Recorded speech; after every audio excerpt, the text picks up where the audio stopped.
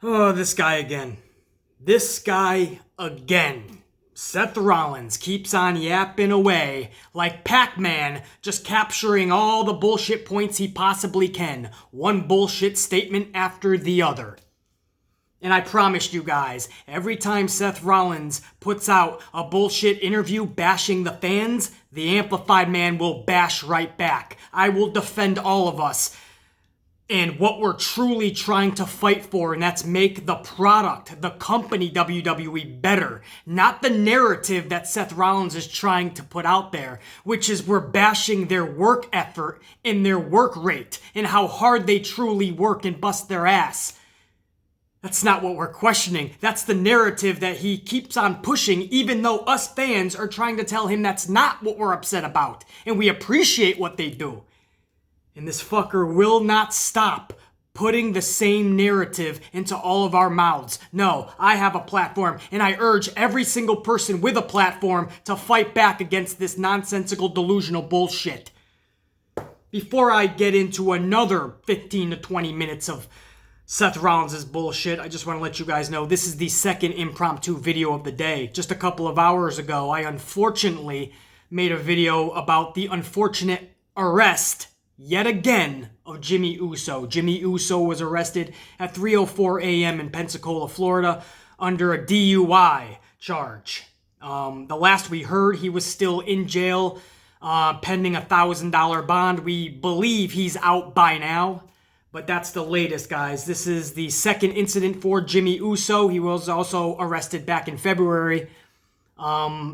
He was drunk in public and also resisted arrest, and obstruction was another charge. So that was a huge melee back in Detroit in February. Here we are a few months later, and now he is arrested yet again under a DUI. Jey Uso, his brother, was recently arrested as well with a DUI. This does not look good for the Usos. I think Vince McMahon needs to put them on the shelf for a little bit, get their minds right, and don't come back until they got their shit together. That's what we're hoping for anyway, because we really do wish them nothing but the best. I hate seeing these articles first thing in the morning, man. Another Uso arrest or another Hardy arrest. Man, we wish them nothing but the best, but they got to get their shit together. Drinking and driving is not cool. I know firsthand, man. It affects many lives. So hopefully Jimmy Uso has once and for all learned his lesson, man. But go check out that video. I put that up just a couple of hours ago. This is the second impromptu video of the day, and this has to do with Seth Rollins' delusional bullshit. I've already made 2 videos before in the past. Literally a couple weeks ago on the podcast, his first interview where he bashed the fans and was standing up for the company, being a true locker room leader, as he calls it. And then I had to just last week make another video because he doubled down and he kept on bashing the fans and questioning us, questioning their work effort and work ethic and how hard they truly work. And he thinks we're just bashing every department and saying they're not even trying. That's not what we're saying at all. I'm not saying a few people might not be, but is he listening to the overall pulse of the audience out there? We're talking about something he's not even touching base on. He refuses to even talk about the issues we truly have with the company. So here he is in another interview now, TV Insider or some shit. This was a recent one. You're going to hear some words that he already spoke, and then he's kind of tripling down and going further on some more bullshit. This is a quote from Seth Rollins before I get into it. This latest interview. I have always been proud to work for the company. I just think it got to where it became too cool to criticize WWE because we are so big and popular. Rollins said, it just sucks that this is the society we live in now, where it's much easier to point out all the things you think is bad as opposed to pointing out all the awesome stuff that is going on in the world. First of all, I absolutely agree. It sucks that that's the society we live in, and a lot of bad things are being overpolarized over the awesome shit. No question. But is it possible, Seth, I ask you this, is it possible that this product, your company, sucks more than it doesn't suck? Is it possible, Seth, that there's more bad in that company than good? Just a question. A possibility that people are pissed off in voicing those frustrations and concerns because there's not enough good to point out. It's rhetorical. It's possible because it's a fact. He goes on to say, it just felt to me nobody was standing up for WWE when we have a lot to be proud of. If taking on a leadership role is what you want to call it, it's certainly something where I step forward and put my foot down. Oh, he's a badass. If you want to call me a leader, that's fine, I guess. I just felt it was somebody needed to put their foot down on the audience, on the fans. They're getting out of line, being frustrated with the product. How dare they not eat the bullshit we're feeding them? This guy actually said, call it a leadership role or whatever you want. It's certainly something where I step forward and put my foot down. The fact I had people from different departments in the company shoot me texts to tell me and let me know that they had my back because they felt I had their back, that was cool and validating. So he had other departments in Stamford, Connecticut, and WWE headquarters texting him, good job, Seth. Way to stand up for us against the fans. Thanks for having our back. And he says that was cool and validating. Validating isn't the fans saying, hey, what you guys are doing is fucking awesome. We love the storytelling. We love where the direction the company's going in. We love how we're entertained and shocked every Monday night and Tuesday. No, that doesn't mean anything. The global marketing team, the front desk office at Stamford, Connecticut, they're all loving what I'm doing. Great. Great to know where your priorities are. I felt really good as I was representing many people who I felt the way I felt. You're representing the people that love going to work every day in the company. That's great. What about the Rusevs? Why are you not representing him or Sasha Banks or Luke Harper or the Revival? Neville. I can go on and on with people that are so frustrated in that company. Some actually had to leave because it got to a point where the bullshit was just piled up to a point where it's like fucking Tetris. To the point where you hit the top brick, you can't go any farther higher. You have to just leave or you're going to just combust, explode. You're not representing them though. Instead, you bashed your peers. That's what you did in a couple of your interviews already. You bashed the peers in saying, why not step up and talk about how good the company is instead of just voicing your frustration? Because they're miserable. They're frustrated. They know they have talent. They want to be utilized correctly. They're not. It's beyond their control.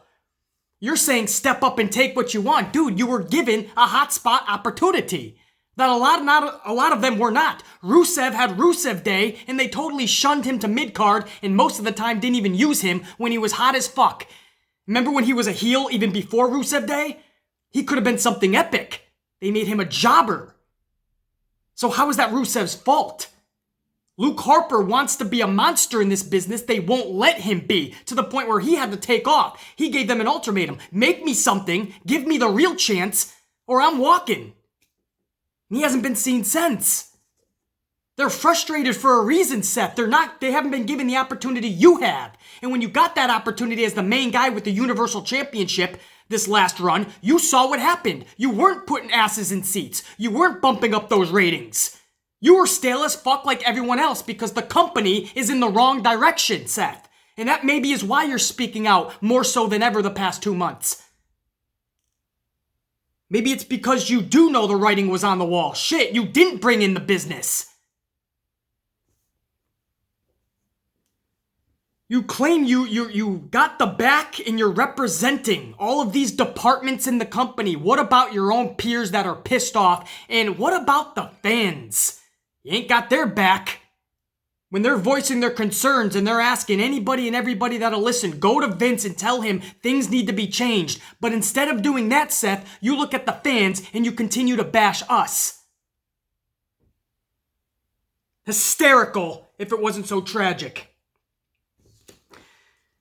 He goes on to say, we try to put out the best show possible every single time. And I'm not just talking about Monday Night Raw or pay-per-views. I'm talking about every live event. I'm talking about every department. Rollins said, so if you see a t-shirt that comes out that you don't love, nobody is trying to put out a crappy t-shirt. Every department, everybody who is trying to do their jobs Everybody that writes stories and gets in the ring, even if it's 2 minutes to have a match, everybody gives 1000% effort all the time.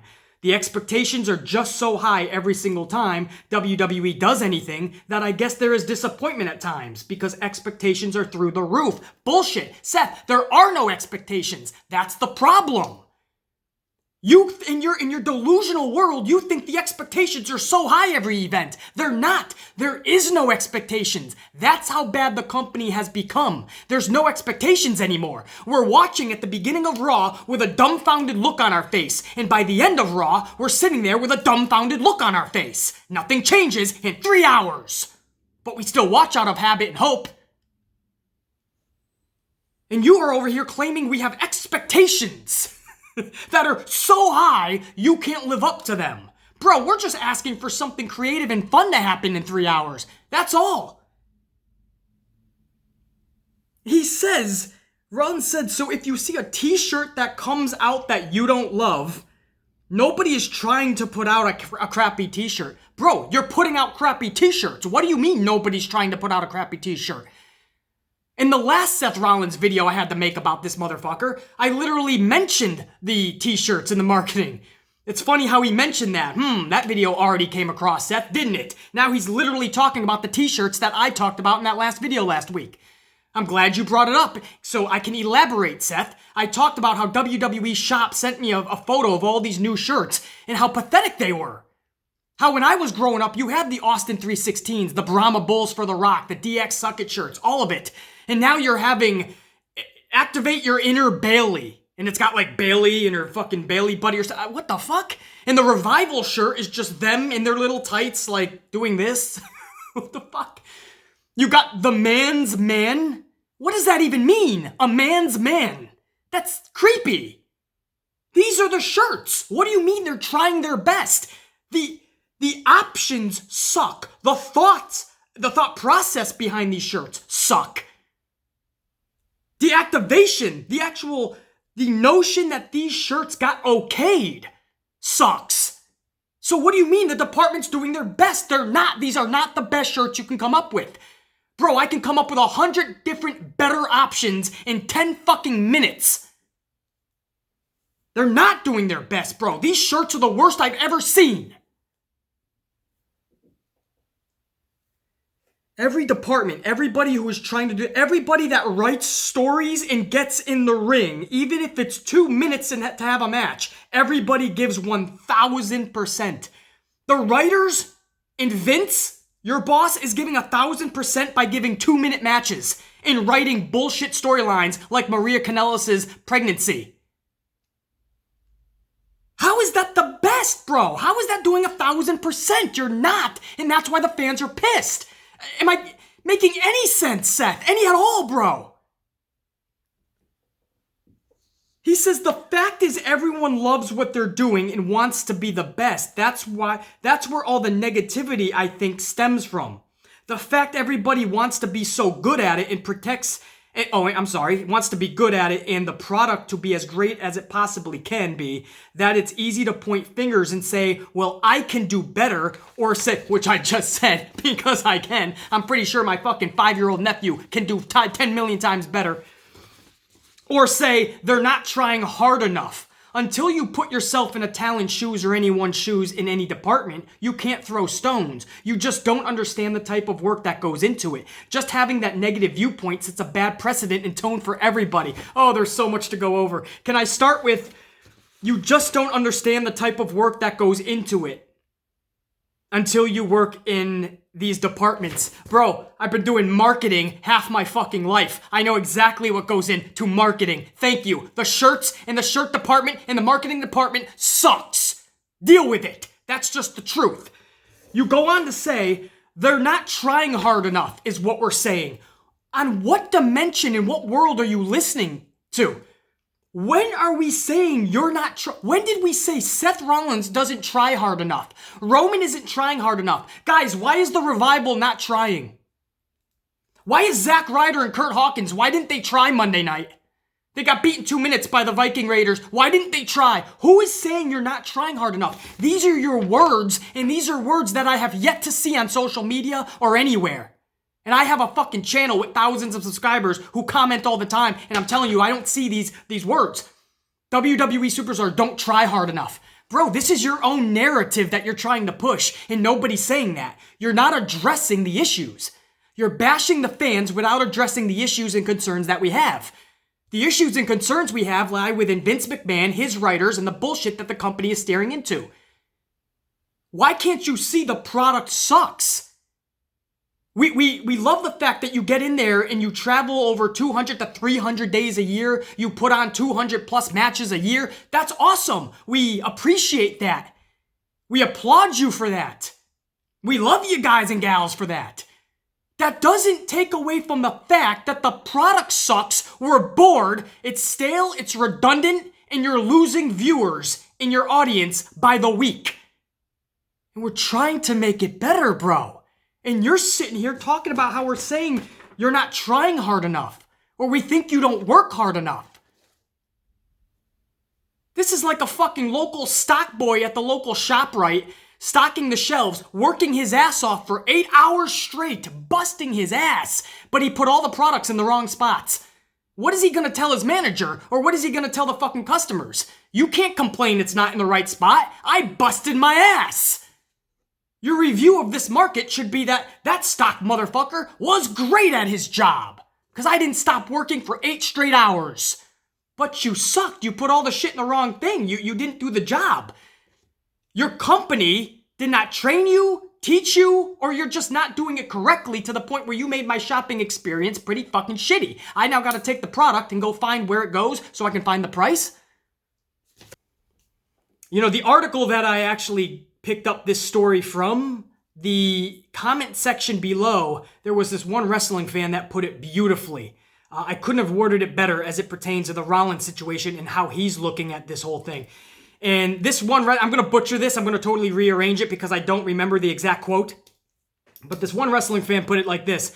If you had a patron at a restaurant who was unhappy with his restaurant experience, he waited 25 minutes for a meal that wasn't even what he ordered when it got to his table. It was a totally, completely different meal. And on top of that, he got double charged before he left. So he went home and he wrote a negative review. Now that review, that ended up reaching the chef. The chef got wind of this negative review. He got pissed off. The chef actually responds to the negative review and says, "How dare you criticize this restaurant and my food? My food is the best food you're going to taste this side of the town. My food is immaculate. How dare you write a negative review?" When the reviewer never said anything about the quality of his food. The review was about how what he ordered was not what came to the table. And on top of that, he was double charged. Your food might be great. In fact, that patron may have came to that restaurant that night because your food is so good. But that's not what the negative review was about, and his experience sucked because of other things.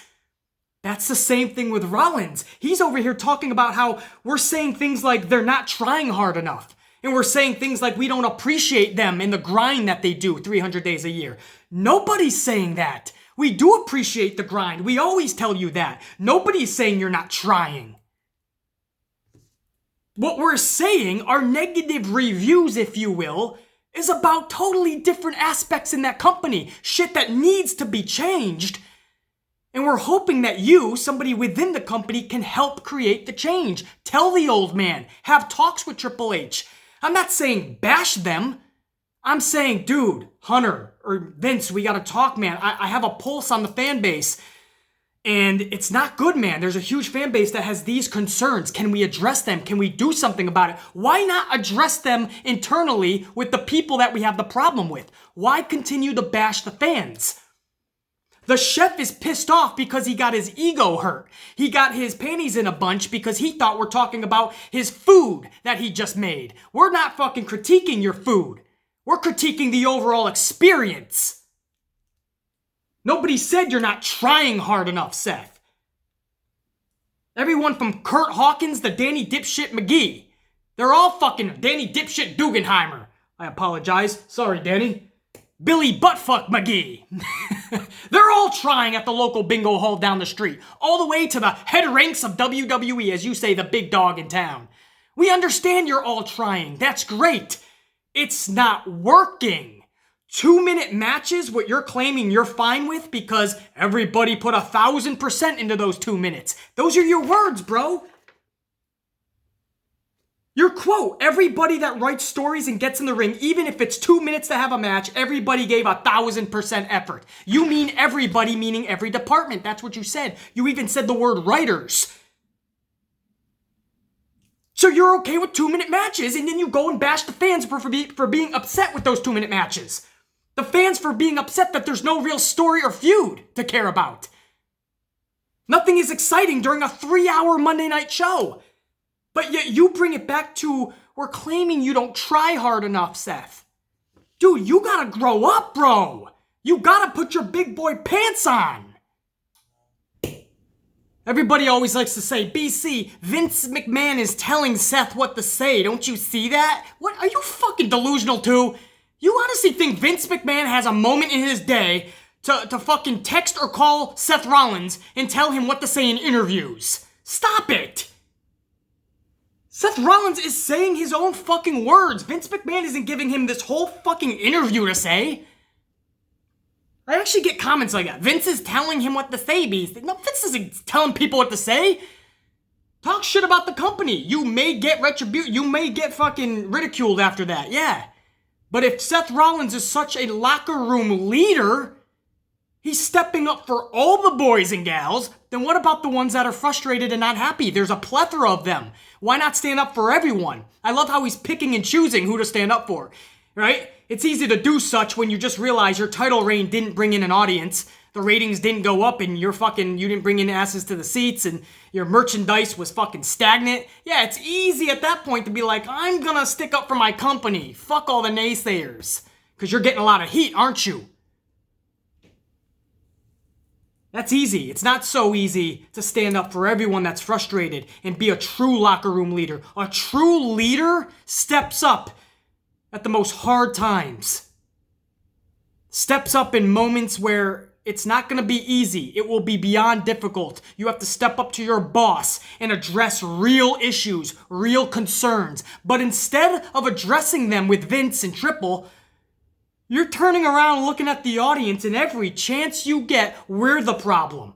Bro, you ended your fucking interview with, or that part of it anyway, with just having that negative viewpoint sets a bad precedent and a tone for everybody. So what Seth is saying there is, you should not voice your displeasure, or at least not as often, because everybody will catch on, and it's contagious, and it's not good for the product. You know what's not good for the product, Seth? Lying to ourselves. Sitting back and just accepting all the bullshit and going, well, they work really hard, so I guess we applaud it.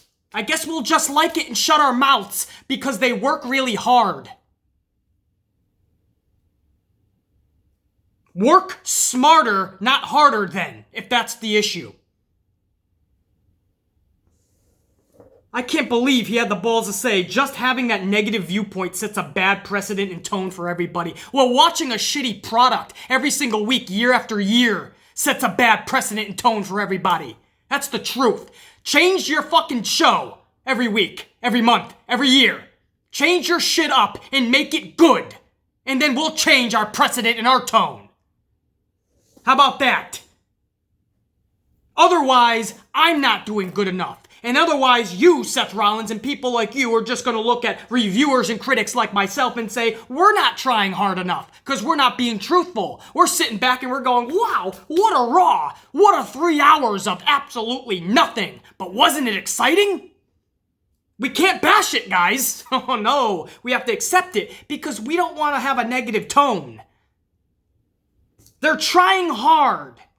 Those 2-minute matches are exerting them. 2 minutes. 4 times a week. 8 full fucking minutes.